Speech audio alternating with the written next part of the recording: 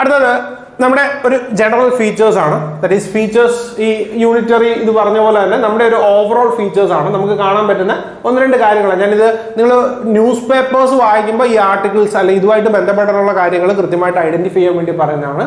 India is considered as, ഇതിന്റെ മൊത്തത്തിൽ ഒരു ആവറേജ് എടുക്കുകയാണെന്നുണ്ടെങ്കിൽ India can be considered as a quasi-federal system. India എന്താണ്? ഒരു quasi-federal സിസ്റ്റം ആണ്. അതായത് ഒരു പ്യുവർ ഫെഡറലിസം അല്ല, നമ്മൾ ഒരു ഫെഡറലിസത്തിന്റെയും അതുപോലെ തന്നെ യൂണിറ്ററി സിസ്റ്റത്തിന്റെയും കൂടെ ഒരു മിക്സ് ആണ്, quasi-federal സിസ്റ്റം ആണ്. അതുപോലെ തന്നെ സന്താനം കമ്മിറ്റി പറയുന്ന അല്ലെ സന്താനം റെക്കമെൻഡേഷൻ പറയുന്നതെന്ന് പറഞ്ഞു കഴിഞ്ഞാൽ ഇവിടെ പറയുന്ന ഒരു ഇവാലുവേഷൻ ആണ്.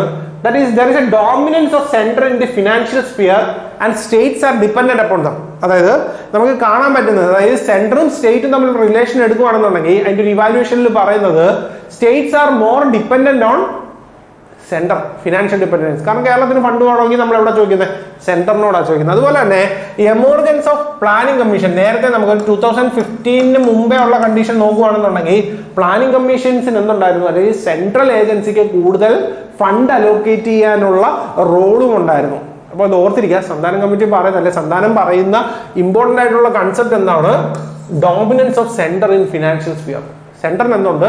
ഇതിന്റെ ഫിനാൻഷ്യൽ സ്ഫിയറിലൊരു പ്യുവർ ഡോമിനൻസ് ഉണ്ട്. ഈ ഡോമിനൻസ് പല സമയത്തും എന്ത് ചെയ്യാറുണ്ട്? സ്റ്റേറ്റിന്റെ ഫംഗ്ഷൻസിനെ അല്ലെ സ്റ്റേറ്റിന്റെ റോൾസിനെ അഫക്റ്റ് ചെയ്യാറുണ്ട്.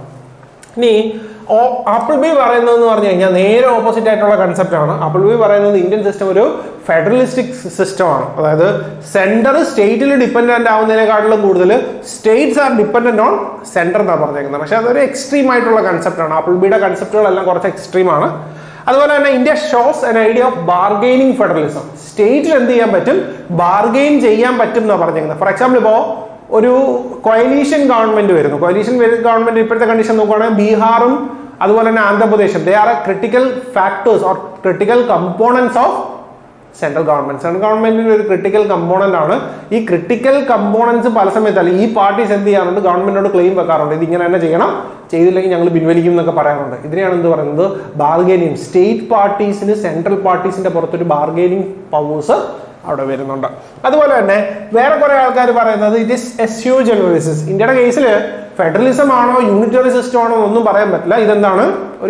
ഒരു യുണീക്ക് ക്യാരക്ടർ ആണ്, ഒരു യുണീക്ക് സിസ്റ്റം ആണെന്നാണ് പറയുന്നത്.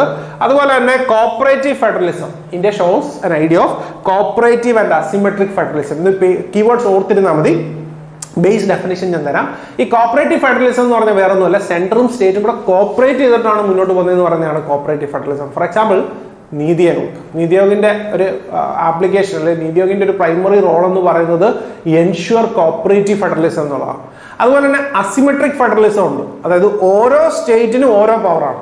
ഫോർ എക്സാമ്പിൾ ഇപ്പോൾ ഒപ്പോസിഷൻ പാർട്ടീസ് റൂൾ ചെയ്യുന്ന സ്റ്റേറ്റിന് എന്തായിരിക്കും? പവർ കുറവായിരിക്കും. അതേസമയം ഡയറക്ട്ലി ഒരു പാർട്ടി ഉണ്ട് അല്ലെങ്കിൽ ഡയറക്ട്ലി ഒരു റൂളിംഗ് ഗവൺമെന്റുമായിട്ട് റിലേഷൻ, സെൻട്രൽ റൂളിംഗ് ഗവൺമെന്റുമായിട്ട് റിലേഷൻ ഉള്ള ഒരു പാർട്ടി ആണെന്നുണ്ടെങ്കിൽ അവിടെ നിന്നുണ്ടായിരിക്കും കൂടുതൽ പവേഴ്സ് ഉണ്ടായിരിക്കും. അസിമെട്രിക് ആണ്. അതായത് ഓരോ സ്റ്റേറ്റിന്റെ ഫെഡറലിസ്റ്റിക് പവേഴ്സും അസിമെട്രിക് ആണ്. സിമെട്രിക് അല്ല, സെയിം അല്ല, ഡിഫറെന്റ് ആണ് എന്നാണ് ആര് പറയുന്നത്? അസിമെട്രിക് ഫെഡറലിസം പറയുന്നത്. ഓക്കെ, ഇതതിന്റെ ഒരു ജനറൽ തിയററ്റിക്കൽ ഇവാലുവേഷൻ ആണ്. നമുക്ക് ഈ തിയററ്റിക്കൽ ഇവാലുവേഷൻ വേണോ എന്ന് ചോദിച്ചാൽ വേണം, നിങ്ങളുടെ ആൻസേഴ്സ് എഴുതാൻ വേണം. പക്ഷെ അതിനേക്കാളും കൂടുതൽ നമുക്ക് വേണ്ടുന്ന ഒന്ന്, that is for example in the Bommai case, ഈ ഫെഡറലിസം എന്ന് പറയുന്ന കൺസെപ്റ്റിനെ സുപ്രീം കോടതി ഇതിനകത്ത് ഒരു വെർഡിക്റ്റ് പറഞ്ഞിട്ടുണ്ട്. That is Bommai case. ഈ ബൊമ്മായി കേസിൽ എന്ത് പറഞ്ഞെന്ന് വെച്ച് കഴിഞ്ഞാൽ the federalism in India represents a compromise between two following considerations. ഒന്ന്, the normal division of powers under which state enjoy autonomy within their own spheres. അതായത് അവർക്ക് എന്തുണ്ട്?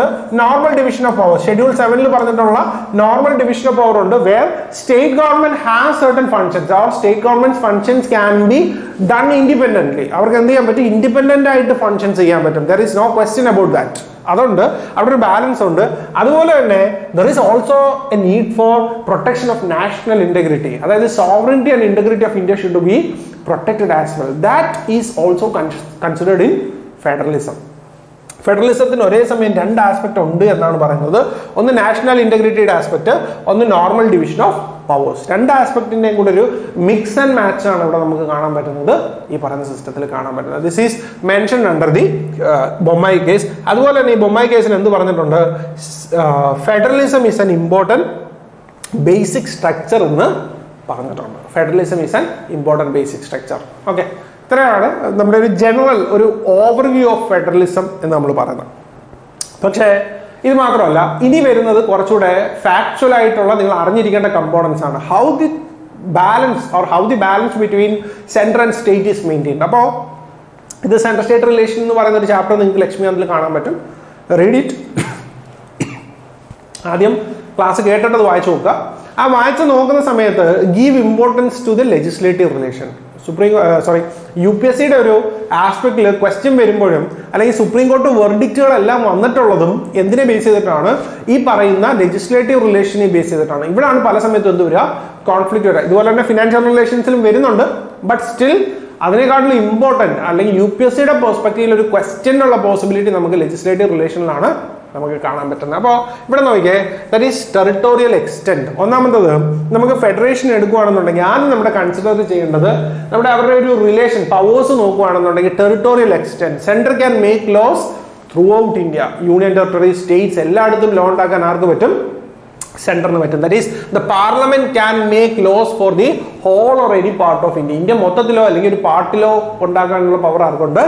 പാർലമെന്റിനുണ്ട്. Parliament can make laws in any part or throughout the territory. India മൊത്തത്തിലോ പാർട്ടിലോ ഉണ്ടാക്കാൻ പറ്റും. അതുപോലെ തന്നെ state legislature can make laws for whole or any part of states. വളരെ ബേസിക് ആയിട്ടുള്ള കാര്യം. ഇതൊന്നും നിങ്ങൾ അങ്ങനെ ഓർത്തിരിക്കേണ്ട, ഒരു അറിഞ്ഞിരുന്നാൽ മതി. ദാറ്റ് ഈസ് സ്റ്റേറ്റിൽ മാത്രമേ ആർക്കും ഉണ്ടാക്കാൻ പറ്റുള്ളൂ? സ്റ്റേറ്റ് ലെജിസ്ലേച്ചറിന് പറ്റുള്ളൂ. അതുപോലെ തന്നെ parliament also has an extra territorial legislation, അല്ലെങ്കിൽ എക്സ്ട്രാ ടെറിട്ടോറിയൽ പവേഴ്സും കൂടെ ആർക്ക് കാണാൻ പറ്റും? പാർലമെന്റിന് കാണാൻ പറ്റും. What you mean by extra territorial powers? ഇന്ത്യക്ക് പുറത്ത് ഫോർ എക്സാമ്പിൾ ഒരു NRIയുടെ പെർസ്പെക്റ്റീവ് ഒരു ലോ ഉണ്ടാക്കണമെങ്കിൽ ആർക്ക് ഉണ്ടാക്കാൻ പറ്റും? പാർലമെന്റിന് ഉണ്ടാക്കാൻ പറ്റും. That is extra territorial. ആർക്ക് പറ്റില്ല? സ്റ്റേറ്റ് ഗവൺമെന്റിന് പറ്റില്ല. ആൻഡ് റെസ്ട്രിക്ഷൻ ഉണ്ട്. അതായത് നമുക്ക് ചില കാര്യം ഫോർ എക്സാമ്പിൾ ഇപ്പോൾ യൂണിയൻ ടെറിട്ടറീസിന്റെ കാര്യം പറയുവാണെങ്കിൽ peace, progress and good government of certain union territories such as Andaman Nicobar, Lakshadweep, Dadra and Nagar Haveli, Daman and Diu, Ladakh. ഈ റീജിയൻസിൽ ലോ ഉണ്ടാക്കണം എന്നുണ്ടെങ്കിൽ ആരുടെയും കൂടെ പെർമിഷൻ വേണം?